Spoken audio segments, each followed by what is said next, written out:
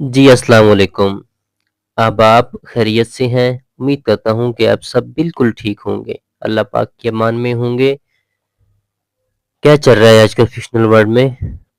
کون کون سا ناول ریڈ ہو رہا ہے؟ کون کون سی بک ریڈ ہو رہی ہے؟ بتائیے گا اور ہم چلتے ہیں اپنی اگلی ویڈیو کی جانب۔ ناول جنت کے پتے از نمرہ احمد۔ لاسٹ لائن ہماری تھی کہ جہاں سکندر نے کھانا بنایا تھا رات کا، ماموں کے لیے بھی اور حیا کے لیے بھی،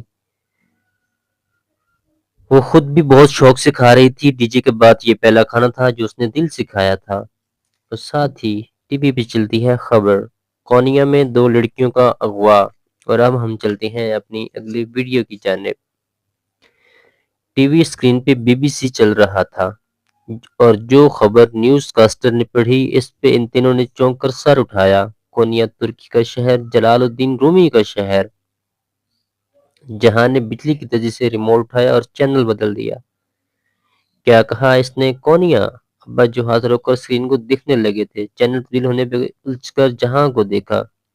وہ سادگی سے مسکرا دیا۔ نہیں کونیا نہیں، اس نے کہا تھا کینیا، اور لینا۔ وہ ریموٹ ایک طرف رکھ کر انہیں پھر سے سرو کرنے لگا۔ ابا نے ذرا تعجب سے سر ہلایا، گویا وہ اپنی سماعت کے دھوکہ دینے پہ الجھے ہوئے تھے۔ حیا نے جہاں کو دیکھا اور جہاں نے پھر دونوں زیر لب مسکرا دیے۔ ابھی وہ ابا کے سامنے ترکی کا امیج ثبوت تاثر ہوتا دکھنے کے متحمل نہیں تھے۔ بارات کے لیے وہ میرج ہال کی جانب رواں دواں تھے۔ ابا ڈرائیو کر رہے تھے اور آج وہ خاموش نہیں تھے بلکہ فرنٹ سیٹ پہ بیٹھے جہاں کو سڑک کے اطراف میں گزرتی جگہوں کے بارے میں مختصر فکروں میں آگاہی دے رہے تھے۔ وہ بھی جواباً کوئی مختصر سا جواب دے دیتا تھا۔ وہ آج بھی اتنا ہی کم گو تھا جتنا 2 روز قبل، مگر وہ برف کی دیوار پگھل گئی تھی۔ وہ پچھلی نشست پہ بیٹھی لاتعلق سی بہر دیکھ رہی تھی۔ اسے ڈی جے کے بغیر یوں ان خوشی کی تقاریب میں شرکت کرنا سخت برا لگ رہا تھا۔ وہ اندر ہی اندر احساس جرم کا شکار تھی۔ ابھی اسے بچھڑے دن ہی کتنے ہوئے تھے، مگر مجبوری تھی۔ جاننا تو تھا وہ آج بھی خاص تیار نہیں ہوئی تھی۔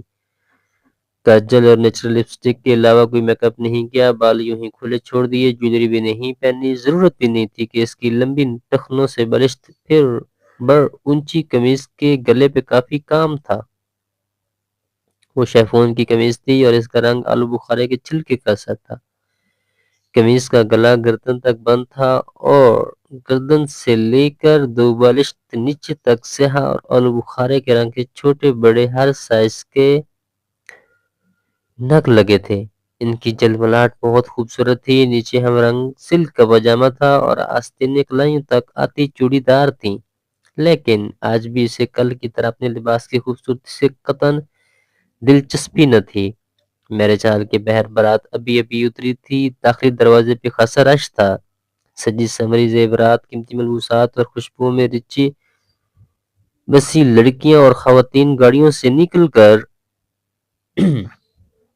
اپنے بال اور میک اپ ٹھیک کرتی دروازے کی جانب بڑھ رہی تھیں۔ رضا اور چچا وہاں کھڑے خوش اخلاقی سے مسکراتے مہمانوں کو ویلکم کر رہے تھے۔ اسے پتا تھا کہ مہوش کی کل والی بات کو آج بلا کر سب شادی میں شرکت کریں گے، اور واقعی یہی ہو رہا تھا۔ کار رکنے پر دروازہ کھلا اور باریک ہیل باہر پتھریلی زمین پہ رکھی بے اختیار سے اپنی ٹوٹی ہیل، سرخ ہیل یاد آئی۔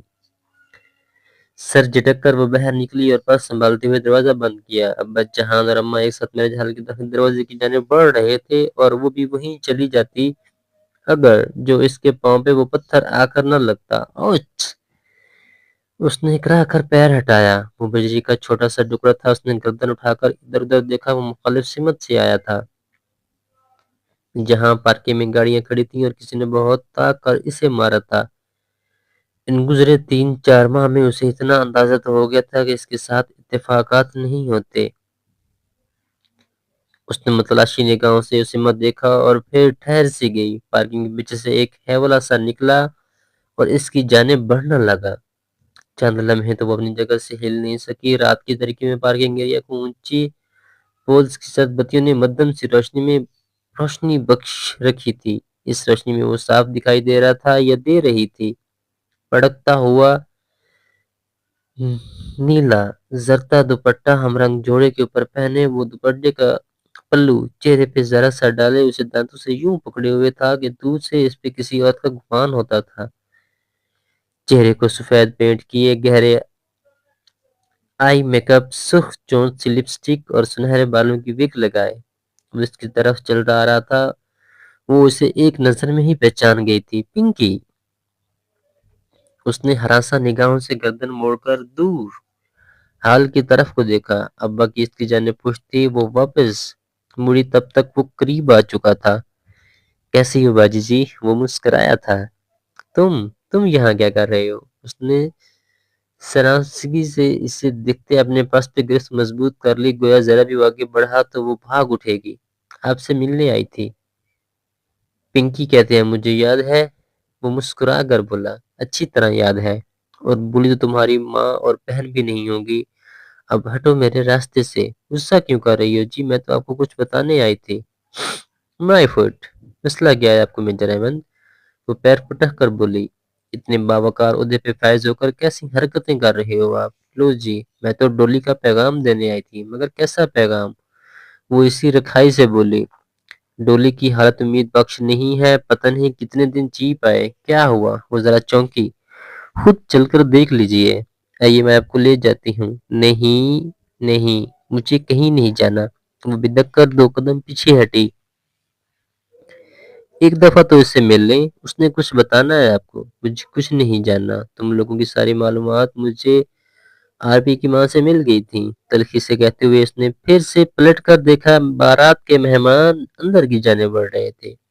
कोई इसकी तरफ मुतवज्जा न था। हो सकता है कुछ ऐसा हो जो उसकी माँ को भी ना पता हो। क्या? वो चौंके, फिर बगौर पिंकी को देखा। उसके ऊंचे कदम के सिवा कोई चीज इस रोज जना सुपर की शॉप में मिलने वाले स्मार्ट ग्लासेस वाले नौजवान का पता नहीं देती थी। पिंकी का चेहरा तो जला हुआ नहीं लगता था, मगर नहीं, इसका चेहरा तो स्लेट की तरह चिपटा था। ऐसी जली जिसने सब नक्श छुपा दिए हों। खुदाया, कैसे ये लोग अपने चेहरे बदल लेते हैं? मगर आंखें वही चौंकी, ये आंखें वही थीं, वही ग्लासेस के पीछे से झलकती आंखें। अब आई शैडो की चमकीली तह के बावजूद इन्हें पहचान गई थी। इस बात का जवाब तो बॉस डॉली के पास है जी, और उसने मुझे यही आपको बताने का कहा था। सहेली की दोस्ती निभा रही हूँ मैं तो जी, वरना मेरी जूती को भी शौक नहीं आप जैसी बदजबान खातून के मुंह लगने का। चीर कर कहते हुए उसने दुपट्टे के अंदर छुपे हाथ बाहर निकाले। इसमें एक छोटा सा लकड़ी का डब्बा था। ये डॉली ने भेजा है। इससे इसी तरीके से खोलिएगा जो इस पे लिखा है।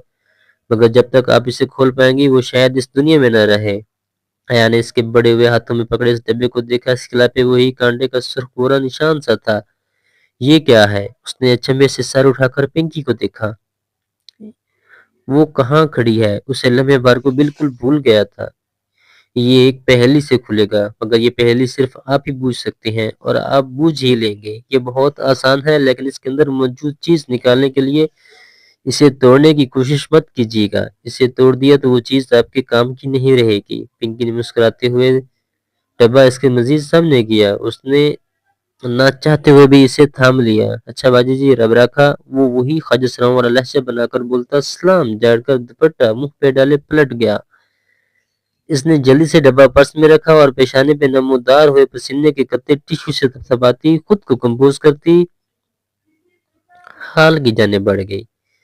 बारात का फंक्शन वैसा ही था जैसा किसी भी शानदार शादी का होना चाहिए।